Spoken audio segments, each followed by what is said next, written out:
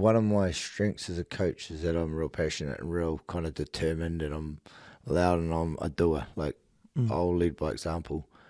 And I think I can filter that down to my team by them kind of grabbing my energy and being like that as well. And I expect it from all of them. And my biggest thing is not being scared of losing. So many people don't do shit because they're scared of losing. I always repeat myself on it because you're hurting your feelings, right? It's this fucking don't want to hurt your feelings society. Everyone, are you okay shit? And it's like, you know what? Put yourself in a position where you're going to be broken, man. You put yourself in a position where you're going to lose. Like, we went to Manchester, we lost. David Light's in a fucking terrible way.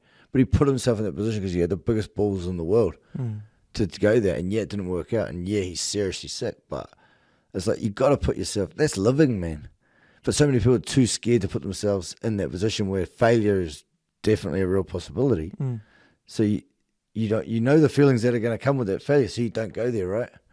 And my thing with our guys is, fuck that, man. Let's go. We're ready. We're ready to lose. We're ready to hurt. We're ready to fail.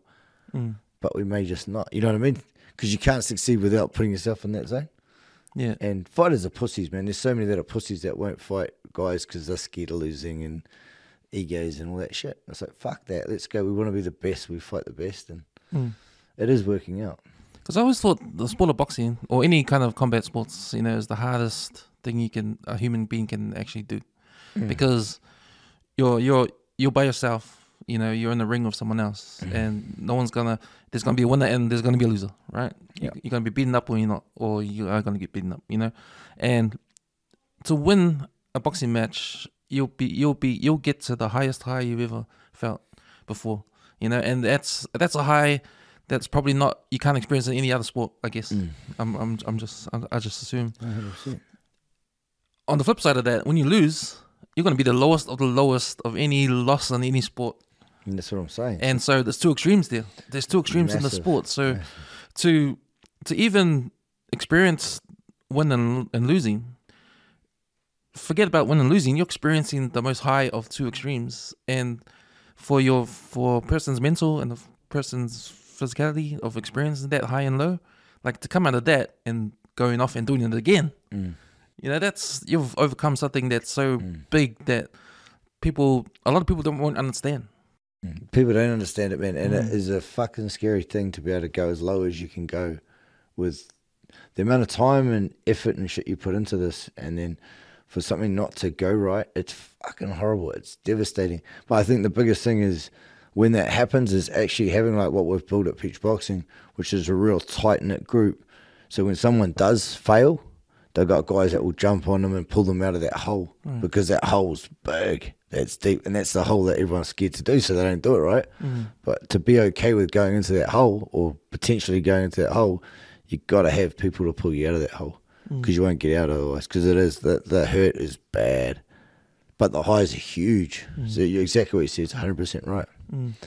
And you can't buy the highs you get out of this game, and there's nothing better than I've ever experienced in my life.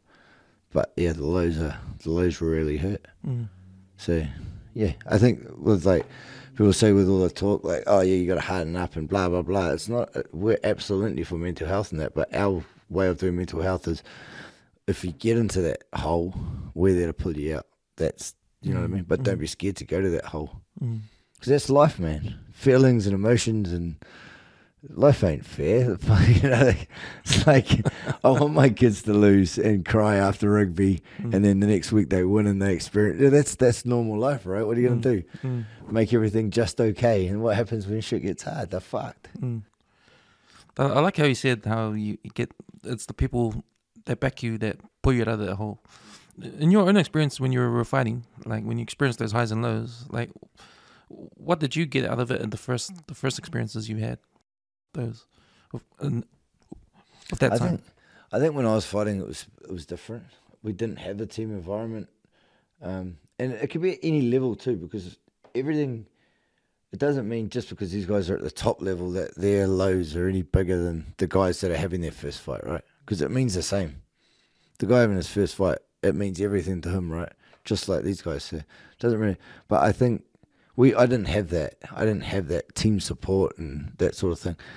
But now, I think I learned a lot about my coaching from what I didn't have, more than I did. You know what I mean? Yeah. Not, I was taught this, or it's more like, you know what, we lack that. I didn't have that. Oh, well alone, fuck. I did go and just get pissed because I wanted to cover up all that shit because I was hurting. I couldn't deal with it or whatever, right? But yeah, so I think I learned a lot from what I didn't have more than what I did have. It's kind of like growing up, when you're a kid and you grow up with your parents, and then when you're older as a parent, then you know what to do. That sort of thing. It is. Sucks no, getting old. Know what to do. Yeah. Yeah. So, man, those principles that you've brought to the gym, like that's cool, man. Like your experiences, because, man, it's almost like for everybody, like you go through these experiences and then you want to give back to whatever you went through, and you just build something, and that's what you've done with beach boxing there. Yeah, I think we're just gonna keep building. I don't know where I'm going with it. Nah. Like everyone thinks I've got all these plans, but I don't have plans, man. Like I've tried to open another gym 100 times. I've gone and looked at leases on buildings, and I go, fuck that. It's gonna dilute what I'm doing. I want to concentrate on it. You know what I mean? I don't know what the fuck I'm doing, man. But I know that I want world champions, and I know what we're doing is working. So, how do you build world champions then? Because you've got four fighters that are up there.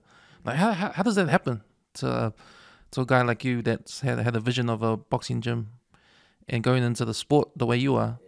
How do you just get four guys? Because that's a lot, and for pitch boxing to be up there in the gyms around New Zealand, like do you pinch yourself when you look back and what you've built, and how does that happen? Like, I don't know, man. I've got kind of a method of doing it. We've got high expectations. As the years go, the expectations get higher of people. I actually feel sorry for some of the newer pros I've got in that, because looking back, it's like, fuck, these guys are actually better than the guys that I've got that are good now. But my expectations on them are so much higher when these guys were started. You know what I mean? Like it's just part of it. You just get bigger expectations of guys, and that forces it, sink or swim. They're either going to get better and push harder, or they're going to leave. Not many leave, but you know what I'm saying? Like, yeah, so that's my train of thought. It's probably when they see that things are happening there, things are moving. Yeah. So, but like, we put our balls on the line too. Like we put all these guys' fights on. Their first 10 fights, we're trying to invest in them.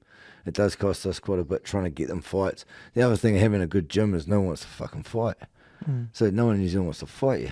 Or you ring up and you go, oh, how about this? And they'll ask for ridiculous money suddenly. That's just, yeah. So then you have to bring overseas opponents, and it's an expensive exercise. So but the thing is, if you've got guys and they're willing to do it, it's worth investing in them. And it all pays off in the long run for everyone. So